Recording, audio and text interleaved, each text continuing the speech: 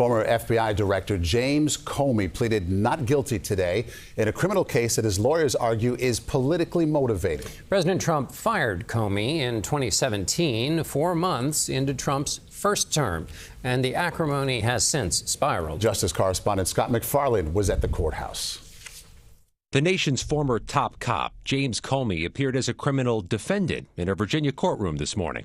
A fierce critic of President Trump, Comey's accused of obstructing Congress and lying during Senate testimony about whether he authorized the leak of information to the media. I stand by what the testimony you summarized that I gave in May of 2017. Comey has vowed to fight. I'm not afraid, and I hope you're not either. His legal team told the judge they'll try to get the case thrown out, alleging it's vindictive prosecution. He was indicted just 5 days after the president asked, "What about Comey? Justice must be served."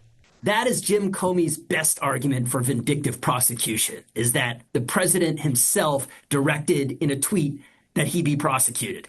So I think that will definitely catch the attention of the district judge. Comey has long been a target of President Trump. They did the fake Russia witch hunt that lasted for 2 years. Who blames him for triggering the Russia investigation during his first term.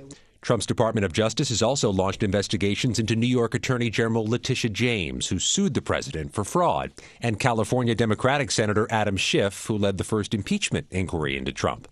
Maryland Democrat Glenn Ivey said the president has turned the Department of Justice into the Department of Revenge. He's been waiting a long time to try and get control of the Department of Justice so he could use it to attack people illegally and inappropriately, and that appears to be exactly what he's doing now. So, Scott, tell us what happens next in this case.